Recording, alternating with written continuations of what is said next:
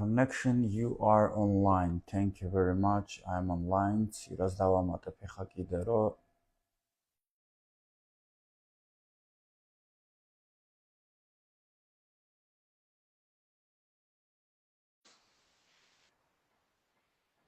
დროის გამო ერთ საათზე მეტ სამწუხაროდ ვერ ვაკეთებ ხოლმე ესეთ live chart-ებს და ცირა ხო უნდა გამეთიშა ბოდიში, იმიტომ რომ მე reels-ად ვეღარ ავტვირთავდი რა. 1 საათს ვწდება, მე ვიდეო იკარგება და იმდენი ვილაპარაკეთ, რომ მაგას ვერ დავკარგავდი შანსი არ არის. რაზე გავჩერდით შემოხსენე? ბითაპზე ვლაპარაკობდი. ანუ იმაზე თუ სამსახურის სახლის იქით ძალიან აუცილებელია კონდეს რაღაცა, ასე ვთქვათ, networking-ს რასაც ეძახიან აქ, საზოგადოებრივ აქტივობებთან შეხება, ხალხის გაცნობა, ძალიან პოპულარული აქ meetup-ზე ძალიან ბევრი ივენთები იდება ხოლმე.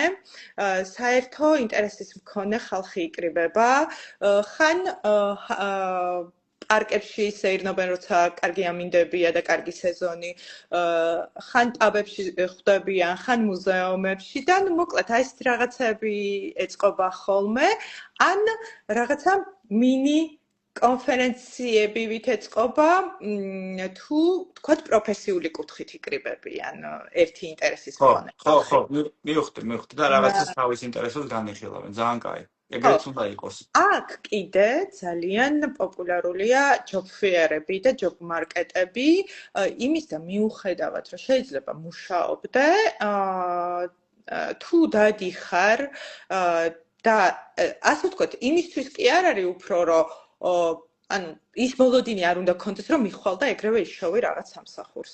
ეს არის სანაცნობო ქსელის, ასე სანაცნობო წრის გაფართოვებაზე უფრო მორგებული, იმიტომ რომ აქ არ ვიცი თქვენთან როგორ არის, მაგრამ ნოვასკოშაში კარგი რეკომენდატორები თუ ყავს, აქაურები ლოკალები. ზუსტ აქაც შენი ხმა არის მისი. კი. ზუსტად ეგრეა. აქ კი ისმის. აქ networking-ი, აი ჩემი ცოლიც უმაგას მეუბნება და ანუ ეგრეა რა. ყველაზე მაგრად კანადაში რაც დავინახე და რეალურად საქართველოშიც იგივე, ანუ მაგაში ერთნი ვართ რა, საქართველოსთან. თუ აქ ვიღაცამ მიგიყვანას, მიყვანას აი რეკომენდაციას ვამბობ რა. ვიღაცამ თუ გაგიწია ეს რეკომენდაცია, არ უყურებენ რა, შეიძლება შენ სივს უბრალოდ ესე გადაავლონ თვალი და მაინც აგიყვანონ, იმიტომ რომ ნდობას აქცევენ ყურადღებას. ნორმალურ სანდო პიროვნებებს ეძებენ, აქ მე ამას უფრო ვხედავ რა. შეიძლება ვიღაცა რაღაცაში შენზე მეტი გამოცდილება აქვს, უფრო ცოტა მეტი იცის, მაგრამ რაღაცეებს ესენი გვერდზე დებენ და სანდო პატიოსან ადამიანებს ეძებენ. მეც დავინახე ეგ networking-ი ძალიან მუშაობს აქ. job fair-ებს რაც შეეხება რო ახსენე, აქაც იყო. აღარ არის კალგარიში. ყოველ შემთხვევაში მე ვეღარ უყურებ ხოლმე, ხო? ხშირად იყო. მე ერთი სამსახური ვიშოვე, მანდ ორი კომპანია მთავაზობდა მაქედან სამსახურს. ეხლა აღარ არის, იმიტომ რომ კალგარი თავის თავს მაგრად არეკლამებს, რომ აი ჩამოდით აქ სამსახურები ბევრია, ეს ის. რეალურად აღარ არის აქ სამსახური, ანუ შიდა ემიგრაციას გვაქვს, ანუ ხო იცი ბრიტიშ კოლუმბია ყველაზე ძვირია რა. ვანკუვერში, დაუნთაუნში რო იცხოვრო, აი იგივე პირობებში, რა პირობებში მე და შენ ვართ. ვავით 3500-4000 დოლარი ეგინა, ქირა რო გადაიხადო, დაუნთაუნზე მაგსაბუბარი, ეხლა შეიძლება ვიღაცას თვალები გაუფარო რა 4-ად, მართლა ეგრეა. 4-ზე მეტი შეიძლება გადაიხადო, თუ აპარტამენტებს გააჩნია და დაუნთაუნი თუ იქნება ვანკუვერში. ვანკუვერში და ტორონტოში მე ჩემს რჩევას, ანუ ვაზიარებ, არავის არაფერს არ თავზე არ ვახვევ. ვინც ეხლა ჩამოდის კანადაში ან აპირებს ჩამოსვლას, მე ტორონტოს და ვანკუვერს არ ვრჩევ. აი დიდ ქალაქებს უნდა მოერიდოს ყველა თავიდან, რომ ფეხს ედადგეს სამსახური იშოვოს და მერე ეტაპობრივად ნანალა გადავიდეს. ეს არის ჩემი პირადი რჩევა. შეიძლება შენ არ დამეთანხმო. როგორ არა გეთანხმები, მე იცი რას ვეძახი ცოტა აი ესეთ იმას მოსაზრებას ხოლმე, როცა ამბობენ, რომ დიდ ქალაქში რატომ არ წახვედი და რატომ მოგინდა ნოვასკოშაში წასვლა. დიდ ქალაქში წასვლა არ ნიშნავს, რომ შენ წარმატებული იქნები. არ ნიშნავს. ანუ აი საერთოდ არ ნიშნავს.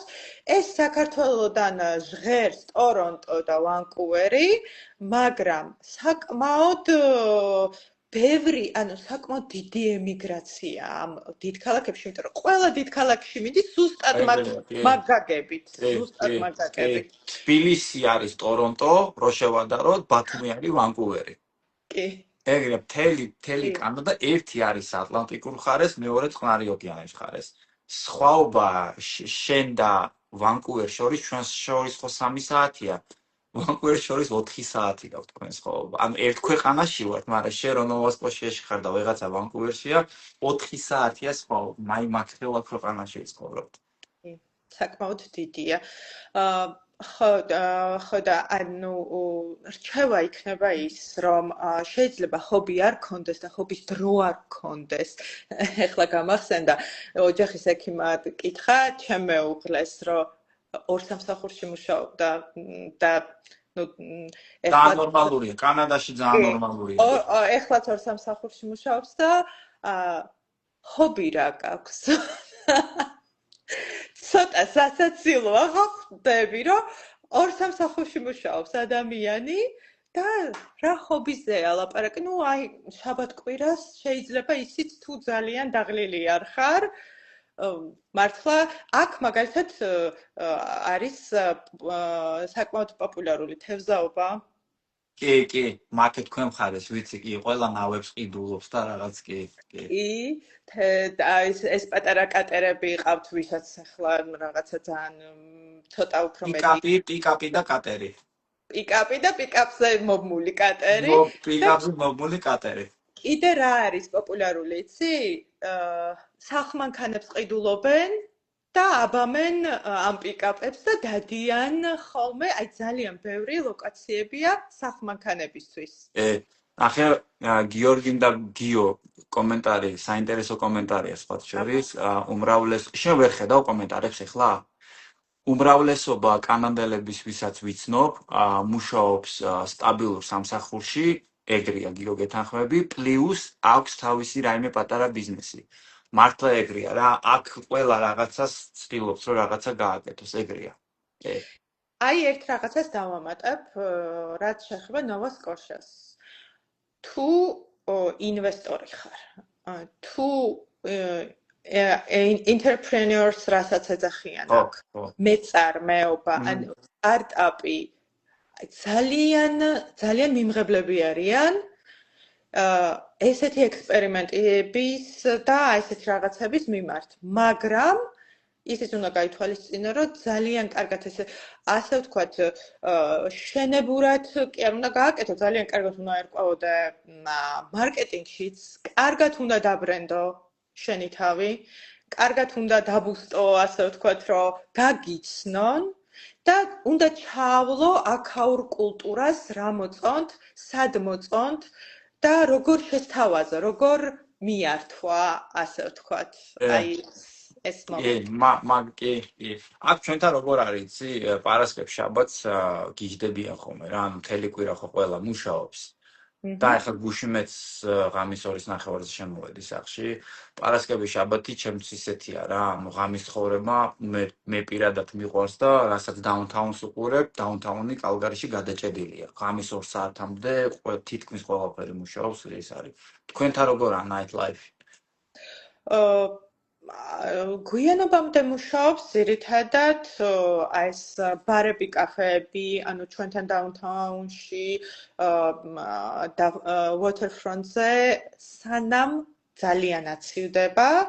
ანუ ყველაფერი ღია, მაგრამ როგორც კი ყინვები დაარტყამს, როგორც კი თოვლი მოდის, waterfront-ი ნაცრისფერდება, ასე ვთქვათ.